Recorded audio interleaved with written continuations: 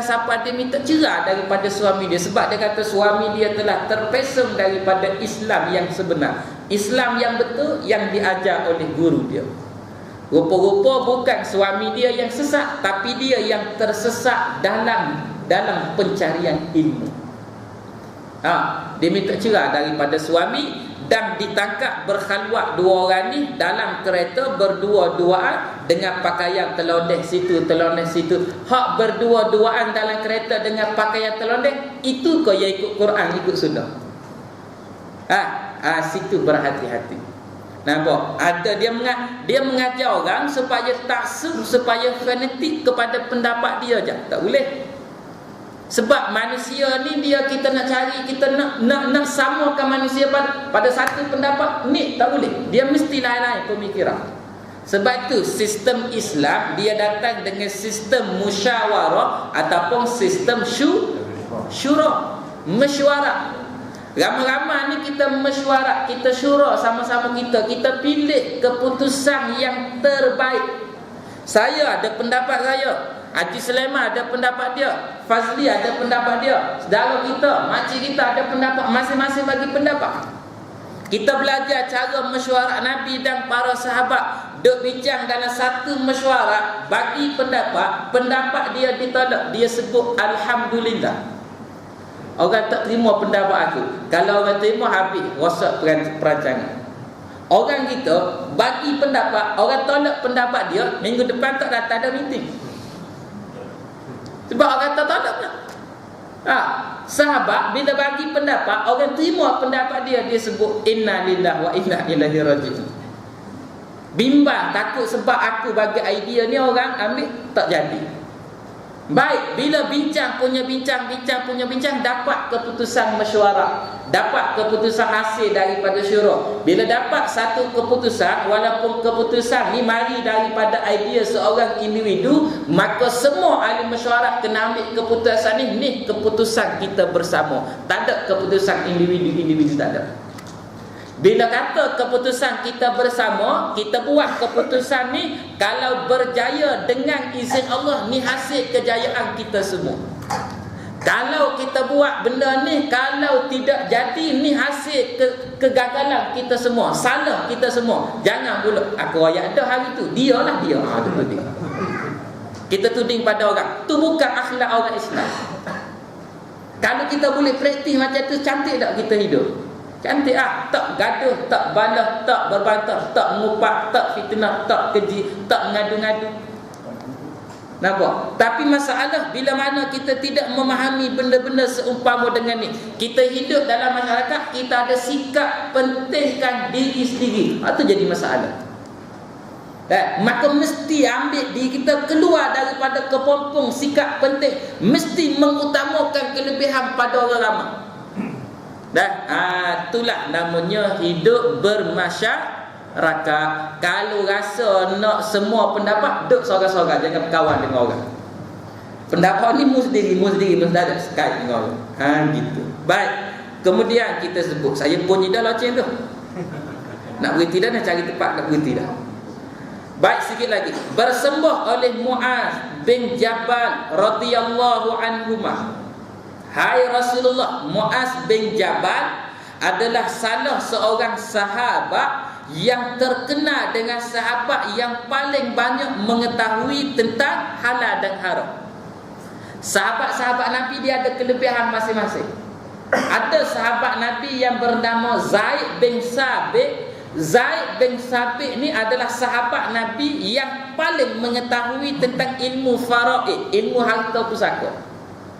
Muaz bin Jabal pula banyak mengetahui tentang halal dan haram. Pergi pada sahabat lain, kelebihan lain pula. Sahabat lain, kelebihan, ada kelebihan. Bila kelebihan, dia orang gabung membentuk satu ketumbukan yang begitu hebat. Sa'ad bin Abi Waqqas merupakan salah seorang pemanah Islam yang paling hebat. Siapa dia sebut, berikan kepada aku mana-mana, aku akan panah kena, tak ada masalah. Khalid Al-Walid hebat dari sudut kepimpinan, melalui dia boleh pimpin angkatan perang. Kalau hari ni kan lead demonstrasi yang gitu mudah faham. jenis boleh kawal. Kita ni Bukan semua orang dia ada dia ada kewibawaan untuk dia kawal crowd yang begitu ramai. Bukan semua orang. Hak jenis cakap lembu gitu tak boleh. Cakap dengan orang tak boleh. Dia kena jenis orang tegak.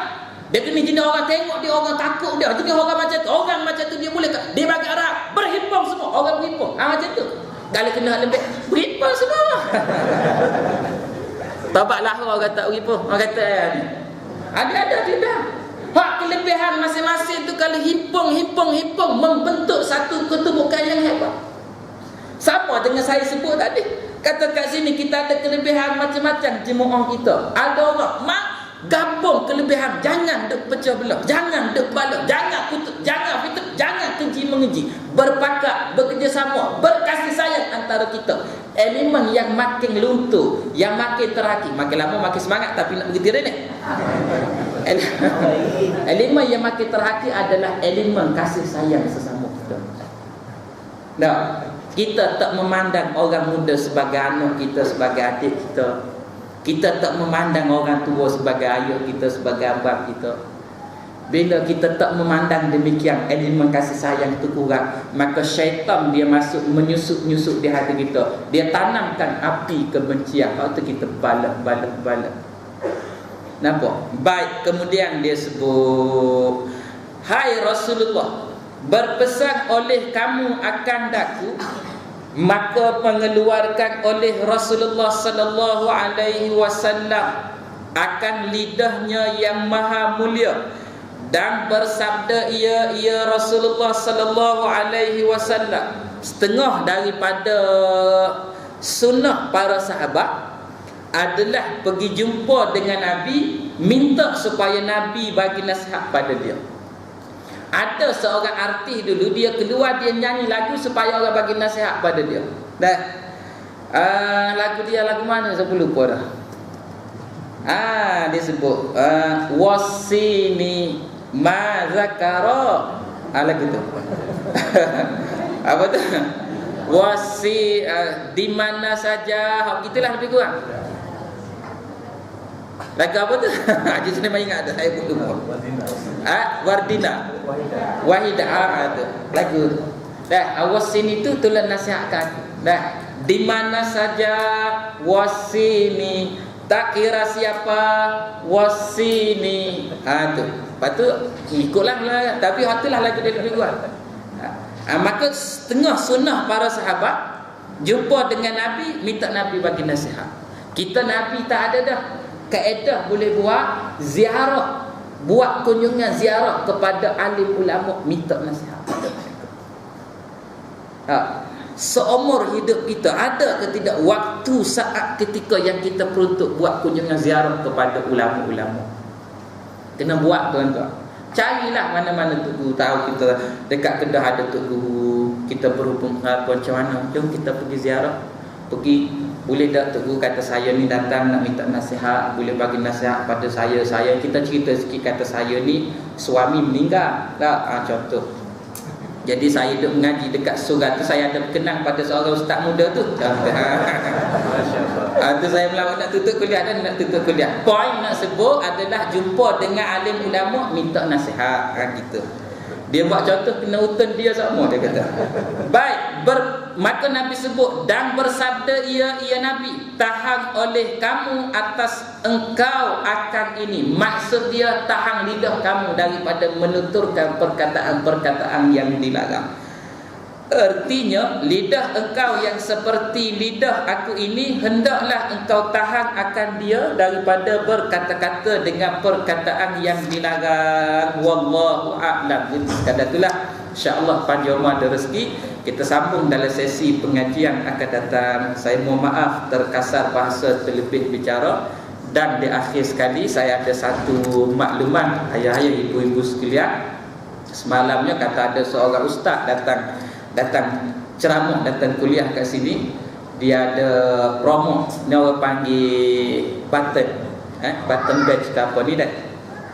Pakai dekat jaket ke apa.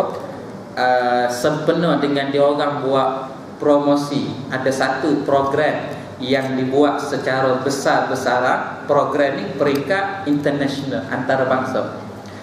iaitu program ijtima'. Ijtima' ni himpunan. Ijtima' bahasa Arab.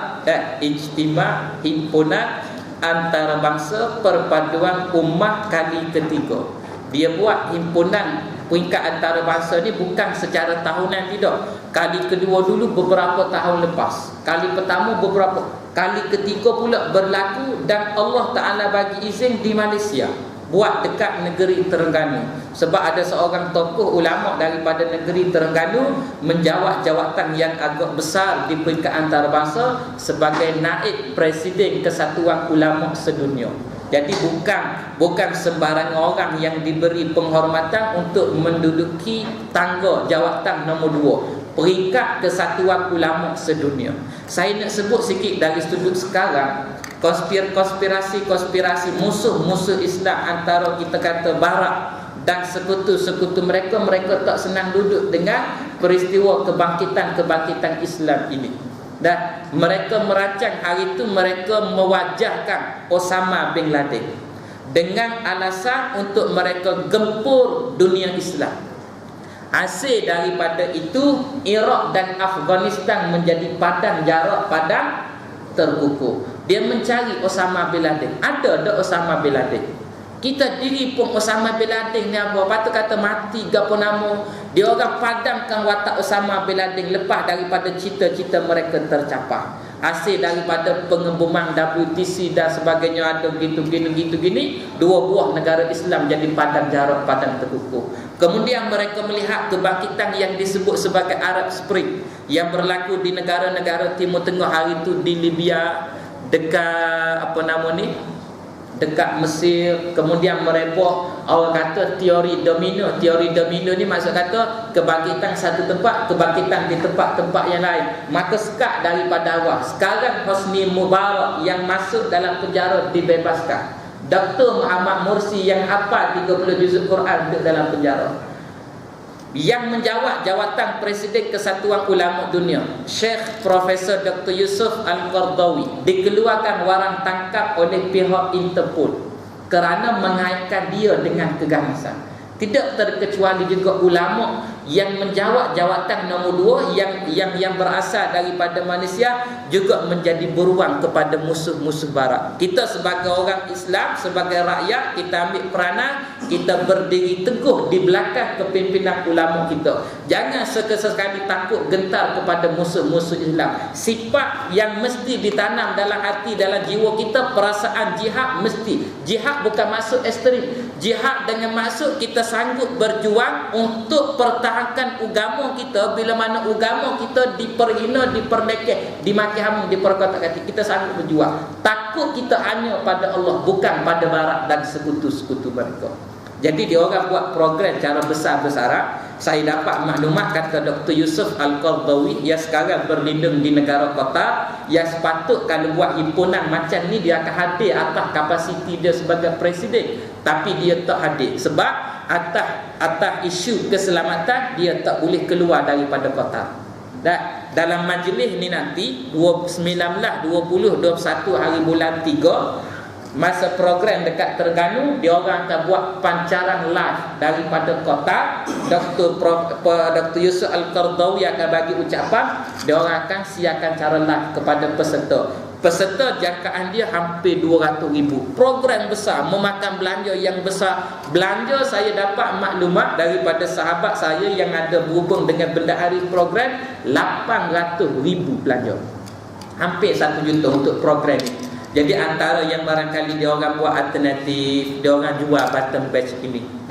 Jadi pihak surau telah beli semalam, beli dalam kuantiti yang agak banyak dan buat jualan ni kalau ikut harga dia RM1 RM2 ya, tapi dia orang jual dengan harga RM5. Jadi kita beli dengan harga RM5, walaupun mahal sikit kita tak payah merungut. Sebagai niat kita bantu melalui yang kita boleh bantu saja. Ambil satu RM5 tak banyak pun. Dan ambil dua RM10, tiga RM15, 4 20 memang macam tu lah. Jadi poin nak sebut kata ambil lah satu seorang paling kurang RM5, walaupun berapa ringgit je buat ni, dia orang memakan belanja yang banyak sebagai tanda kita membantu. Walaupun kita sendiri tak dapat pergi, kita bantu daripada dia. Kita doa supaya Allah bagi kelancaran orang boleh nampak kesatuan ulama sedunia, seluruh dunia datang berhimpun menunjukkan Islam bersatu atas satu hujah, satu prinsip, tidak tunduk kepada demokrasi barat dan sekutu-sekutu mereka. Islam tertegak dengan keadilan. Maka kita boleh bantu sekadar kita bantu. Orang buat program seumpama dengan ni, kita bantu. Beli satu RM5, dan saya dipahamkan RM5 itu harga untuk satu ni. Di samping boleh juga untuk kita bantu tabung surau kita di sini. Jadi wallahu a'lam, ada dengan ahli jawatan kuasa kita nak beli terus malam ni pun boleh. Tak bawa duit, ambil dulu. Saya tak tahu nak wayak lah. Ada tanya AJK. Kalau AJK bagi boleh lah. Kalau AJK tak bagi, kena mari ambil, bawa duit, siap beli barang, siap-siap dah. Wallahu a'lam. Assalamualaikum warahmatullahi wabarakatuh. Bismillahirrahmanirrahim. Allahumma rabbana zidna ilman nafi'a warzuqna fahman wasi'a. Wa sallallahu ala sayyidina Muhammad. Walhamdulillahi rabbil alamin. Taqabbalallahu minkum.